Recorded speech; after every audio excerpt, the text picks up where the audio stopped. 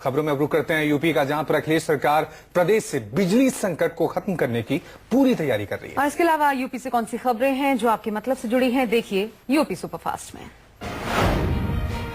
100 एकड़ में बनी इस हाईटेक मंडी से बुंदेलखंड के किसानों का फायदा होगा। इस मंडी को बनाने में 62 करोड़ रुपए की लागत आई है। मंडी की हर दुकान में हाईटेक गोदाम है, जिनमें पूरा ट्रक माल उतारने की क्षमता होगी। व्यापारियों को अलग से गोदाम की जरूरत नहीं रह जाएगी।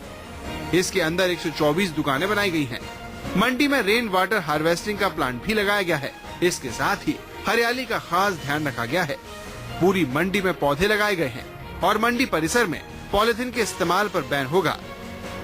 व्यापारी और किसानों को मंडी में बैंकिंग की सुविधा भी दी जाएगी।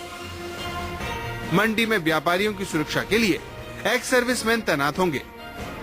मंडी में दूर दराज से आने वाले किसानों के लिए रेस्ट हाउस भी बनाया गया है। पैसा केंद्र ने अवश्य दिया था, लेकिन इसका जो विजन है कि हम इन मंडियों में क्या करें और कैसे करें कि ये ज्यादा से ज्यादा उपयोगी हों, ये माननीय मुख्यमंत्री जी ने दिया है। पीने के पानी के लिए अलग वाटर टैंक है, अंडरग्राउंड वाटर टैंक हो रहे हैं, यूजीटी कहते हैं उनको, और पंप हाउस उसका अलग है। फायर फाइटिंग के लिए अलग वाटर टैंक है। यूपी के गाजीपुर शहर में अब खम्भों पर झूलते बिजली के तार नजर नहीं आएंगे। बिजली व्यवस्था में सुधार के काम में गाजीपुर शहर में अंडरग्राउंड केबल प्रोग्राम की शुरुआत की गई। पूर्वांचल विद्युत वितरण निगम के प्रबंध निदेशक AK सिंह ने इस योजना की शुरुआत की। 50 किलोमीटर के दायरे में इस योजना पर यूपी सरकार 27 करोड़ रुपए खर्च कर रही है। अंडरग्राउंड केबल बिछाने से बिजली के फॉल्ट में भी कमी आएगी। एक बहुत ही ड्रीम प्रोजेक्ट है माननीय मुख्यमंत्री जी का और यहाँ के क्षेत्रीय विधायक हमारे आदरणीय मंत्री जी विजय मिश्रा जी का, जिसकी वजह से यहाँ पे बिजली की व्यवस्था सुधारने के लिए अंडरग्राउंड केबलिंग है, जो करीबन 27 करोड़ का प्रोजेक्ट है हमारा, और इसमें हम 50 किलोमीटर LT केबल अंडरग्राउंड करेंगे। यूपी में बिजली संकट पूरी तरह खत्म करने के लिए अखिलेश सरकार प्रदेश में 2 बिजली घर लगाने जा रही है। बिजली व्यवस्था में सुधार के लिए यूपी में 16,000 करोड़ की लागत से 2 नए बिजली घर बनाए जाएंगे। इन बिजली घरों की क्षमता 2640 मेगावाट होगी। दोनों परियोजनाओं में पहली परियोजना ओबरा सी और दूसरी जवाहरपुर परियोजना है।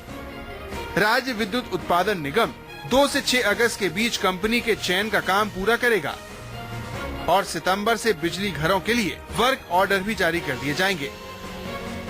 दोनों परियोजनाओं पर 8-8 हजार करोड़ रुपए खर्च होंगे। यूपी में स्वास्थ्य सेवाओं में सुधार की पहल करते हुए निर्णय लिया गया है कि सरकारी योजनाओं से प्राइवेट डॉक्टर्स को जोड़ा जाएगा। इंडियन मेडिकल एसोसिएशन के साथ एक बैठक में इस योजना पर निर्णय हुआ है कि अब सरकारी योजनाओं में प्राइवेट डॉक्टरों को शामिल करने से योजनाओं का बड़ा फायदा आम लोगों को मिल सकेगा और प्राइवेट डॉक्टरों को भी फायदा होगा। यूपी के मुख्यमंत्री अखिलेश यादव ने स्पर्श स्मार्ट ग्राम योजना का दायरा बढ़ा दिया है। गांव के लिए बड़ी पहल की है सरकार ने। अब इस योजना के तहत अब किसी भी राजस्व गांव को स्मार्ट गांव के लिए चुना जा सकता है।